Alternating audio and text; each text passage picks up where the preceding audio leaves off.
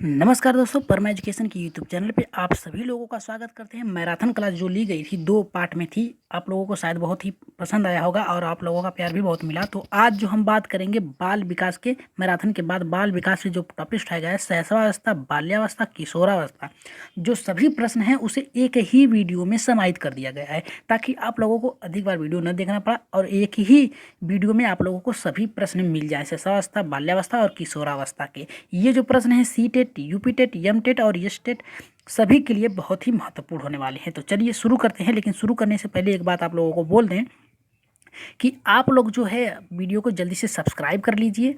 ठीक है, सब्सक्राइब कर लीजिए और लाइक करना ना भूलें। ठीक है, वीडियो को लाइक कर दें और सब्सक्राइब कर लें। जिन भाइयों ने अभी तक सब्सक्राइब नहीं किया तो जल्दी से सब्सक्राइब कर लें और शेयर कर दीजिए वीडियो को ताकि अधिक से अधिक लोग जुड़ सकें। आप लोग अपने ग्रुपों में शेयर कर दीजिए ताकि अधिक से अधिक लोग हमारे चैनल से जुड़ सकें और उनका फ़ायदा हो सके। ठीक है, सभी भाई बहनों से निवेदन है। चलिए शुरू करते हैं।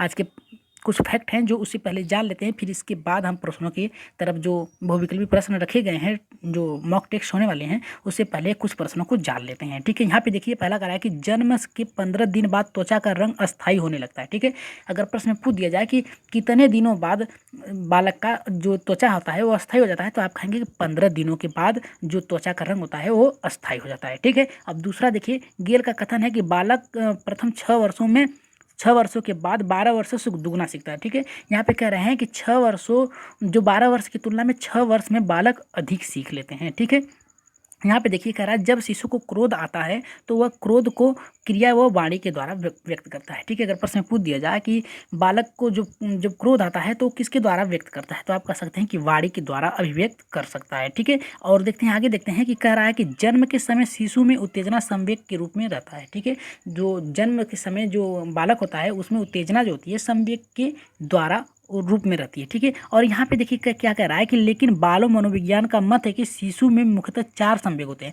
यहाँ पे जो उत्तेजना होती है संवेग के लिए होती है, लेकिन मनोविज्ञान के जो कथन है उसमें कहा गया है कि जो बालक होता है उसमें जो संवेग होता है 4 संवेगों में व्यक्त रहता है। ठीक है, अस्तित्व में रहता है। पहला कह रहा है कि प्रेम, दूसरा कह रहा है कि भय, तीसरा कह रहा है पीड़ा और चौथा कह रहा है कि क्रोध। ठीक है, तो चलिए आगे देखते हैं क्या कह रहा है। जितने भी महत्वपूर्ण प्रश्न हैं उसे नोट करते चलिए आप लोग।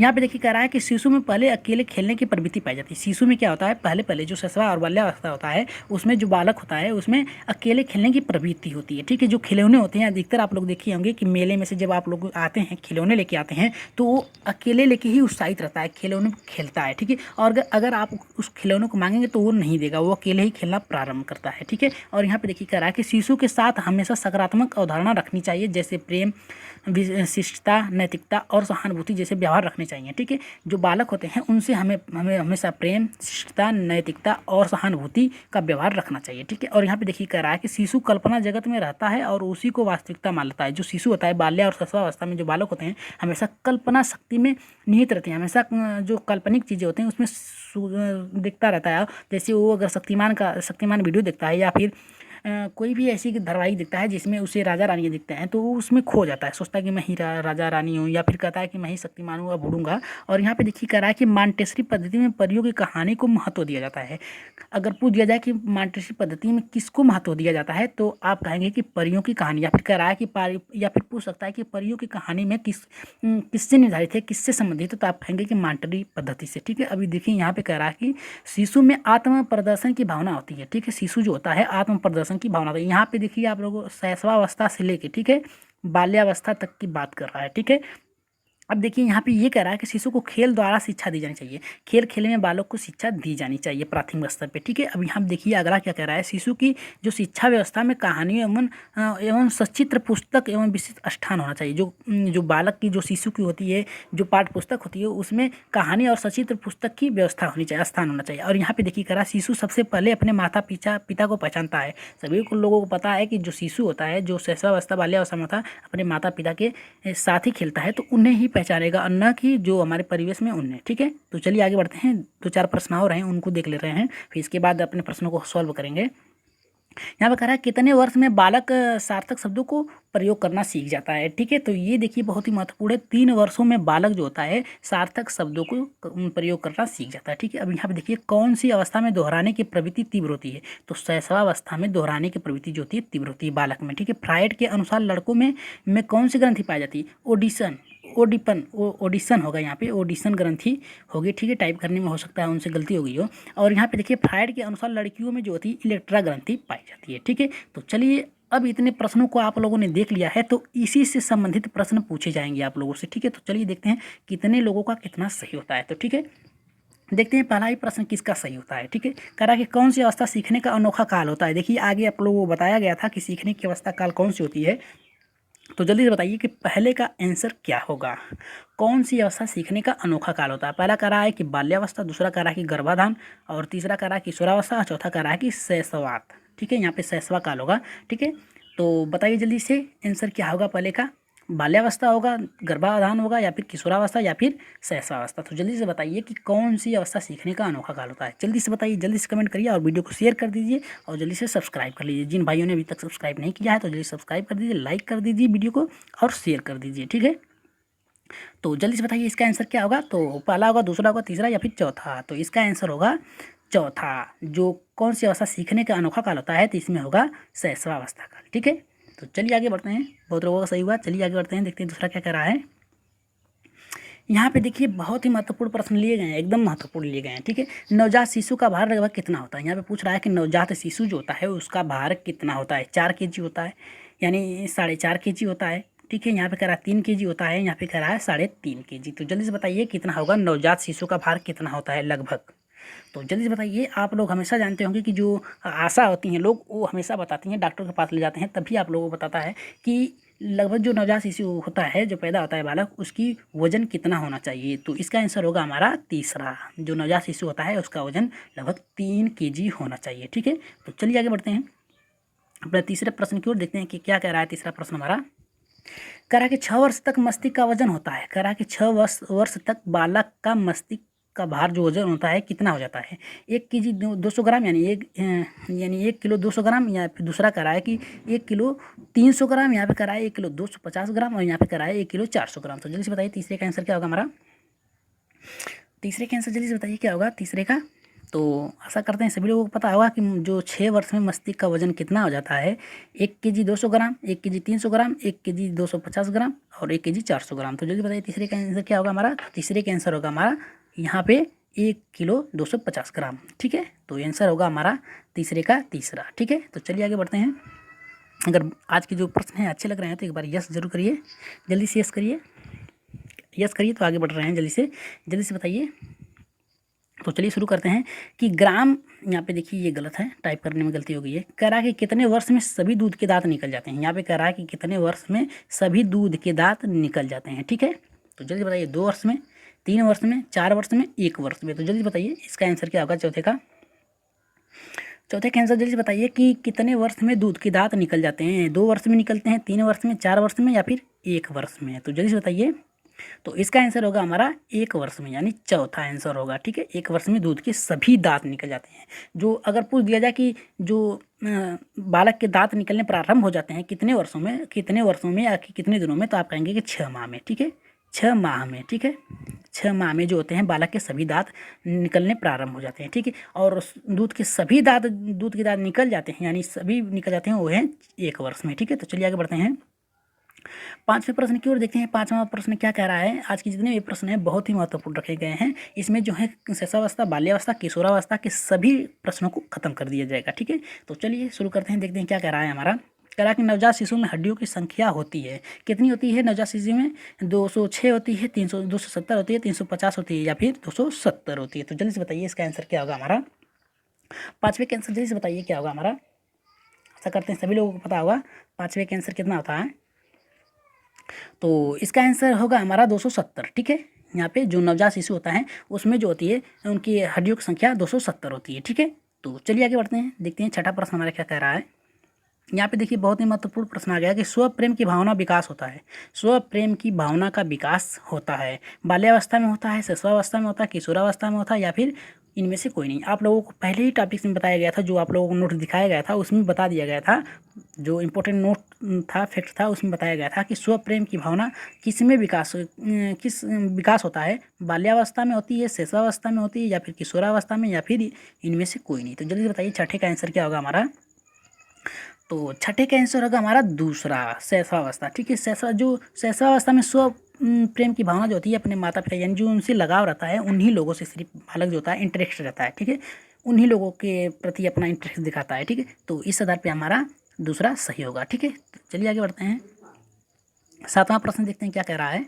सातवां प्रश्न ये कह रहा है कि वैलेंटाइन ने किस अवस्था को सीखने का अनोखा काल कहा। ये देखिए बहुत ही महत्वपूर्ण प्रश्न आ गए, इसे आप लोग नोट कर लीजिएगा। ठीक है, या फिर याद कर लीजिएगा। ठीक है, वैलेंटाइन ने किस अवस्था को सीखने का अनोखा काल कहा है। ठीक है, प्रौढ़ावस्था, शैशवावस्था, बाल्यावस्था, या फिर किशोरावस्था। ठीक है, जल्दी से बताइए इसका आंसर क्या होगा हमारा सातवें का।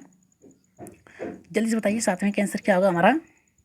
जो बालक होते हैं सीखने का अवस्था कौन सी काल अधिक होता है, यहाँ पे देखिए जल्दी से बताइए। शैशव काल, बाल्यावस्था, किशोरावस्था। ठीक है, तो जल्दी से बताइए इसमें से कौन सा होगा। तो इस सातवें का होगा हमारा दूसरा। शैशवावस्था में बालक जो होता है सीखने की अनोखा काल होता है। ठीक है, इसमें बालक को जो सिखाया जाता है वही सीखता है। ठीक है, अनुकरण द्वारा सीखता है, जो जो आप बोलेंगे वो बालक सीखता रहता है। ठीक है, अनुकरण करता है। ठीक है, तो ये हमारा सही होगा शैशवावस्था। ठीक है, चलिए आगे बढ़ते हैं, देखते हैं क्या कर रहा है यहाँ पे देखिए बहुत ही महत्वपूर्ण प्रश्न आ गया कि हड्डियों में कौन सा तत्व पाए जाते हैं। ठीक है, हड्डियों में कौन से तत्व पाए जाते हैं। कैल्शियम पाया जाता है, फास्फोरस पाया जाता है, खनिज तत्व एवं कैल्शियम पाया जाता है, और चौथा कह रहा है कि कैल्शियम, फास्फोरस एवं और खनिज तत्व। तो जल्दी से बताइए, बिना लेट किए हुए जल्दी से बताइए इसको, इसका आंसर क्या होगा हमारा। तो आशा करते हैं सभी लोगों का सही होगा। ये कैल्शियम होता है, फास्फोरस होता है, खनिज होता है कैल्शियम, और इसमें होता है कैल्शियम, फास्फोरस और खनिज तत्व तीनों। जल्दी से बताइए आठवें का आंसर क्या होगा हमारा।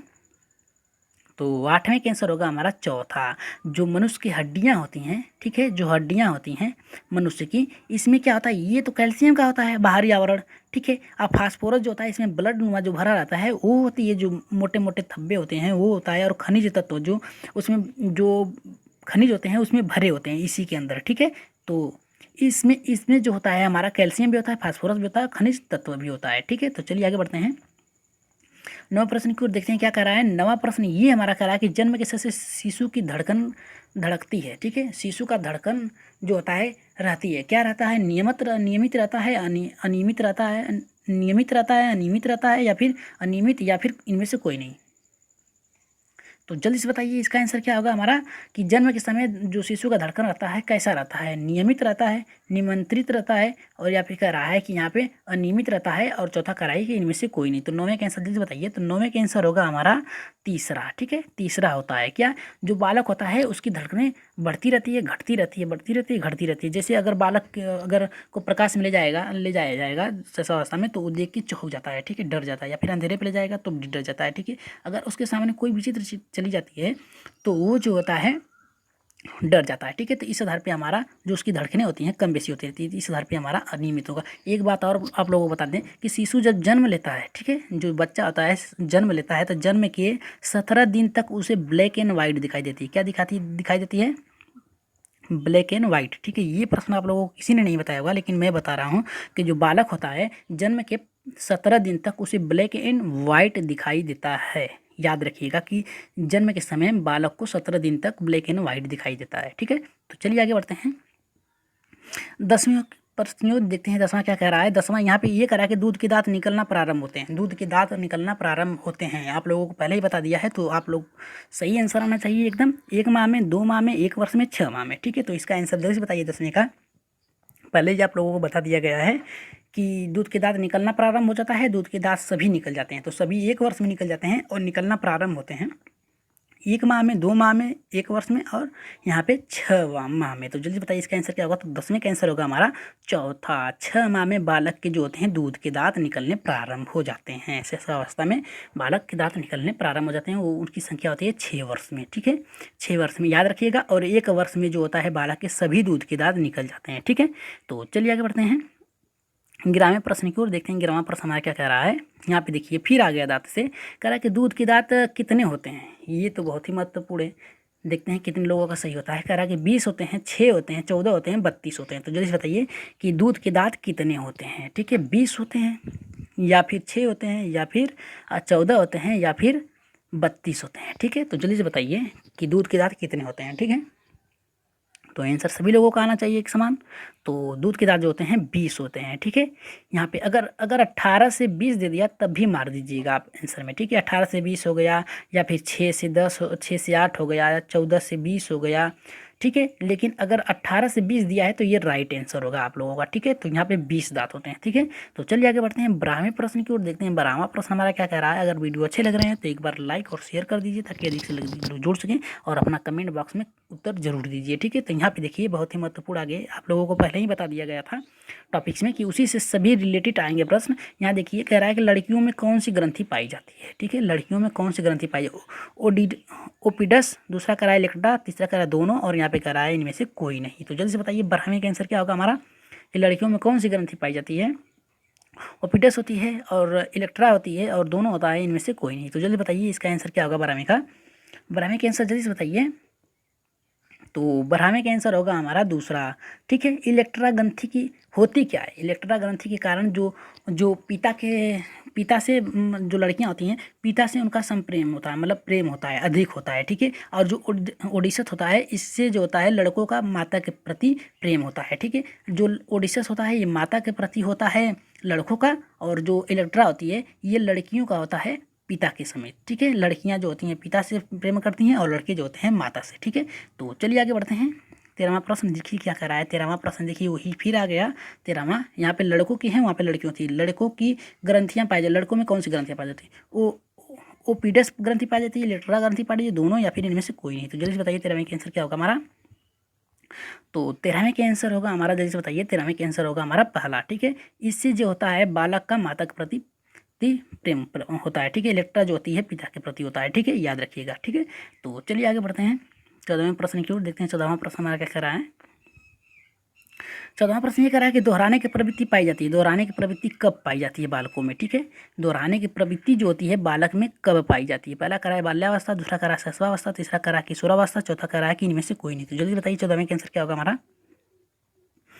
तो 14वें के आंसर जल्दी से बताइए। ये प्रश्न आप लोगों को पहले बता दिया गया है, जो नोट्स दिखाई गई थी उसी में सभी दिखाई गई थी। तो जल्दी से बताइए दोहराने की प्रवृत्ति पाई जाती है किसमें पाई जाती है, बाल्यावस्था, शैशवावस्था, किशोरावस्था, या फिर कोई नहीं। दोहराने का जो तात्पर्य है यहाँ पे अनुकरण से होगा। ठीक है, अनुकरण से है दोहराने की जो प्रवृत्ति है, ये अनुकरण से रखा जाएगा। ठीक है, तो अब आप बता ही सकते हैं कि दोहराने की प्रवृत्ति किसमें पाई जाती है। दोहराने का तात्पर्य हो गया अनुकरण से। ठीक है, अनुकरण से। ठीक है, तो जल्दी से बताइए कि जो दोहराने की प्रवृत्ति किस में पाई जाती है, बाल्यावस्था में पाई जाती है, शैशवावस्था में, किशोरावस्था में, या फिर कोई नहीं। तो जल्दी से बताइए इसका आंसर क्या होगा। तो इसका आंसर होगा हमारा दूसरा। ठीक है, शैशवावस्था में जो होती है दोहराने यानी अनुकरण करने की, देखकर अनुकरण करने की प्रवृत्ति पाई जाती है। ठीक है, तो चलिए आगे बढ़ते हैं 15वें प्रश्न की ओर, देखते हैं 15वां प्रश्न हमारा क्या कह रहा है। यहाँ पे देखिए कह रहा है कि किस अवस्था को निर्माण काल कहा जाता है। निर्माण काल की अवस्था कौन होती है। ठीक है, शैशवावस्था होती है, बाल्यावस्था, किशोरावस्था, या फिर इनमें से कोई नहीं। तो जल्दी बताइए 15वें का आंसर क्या होगा हमारा।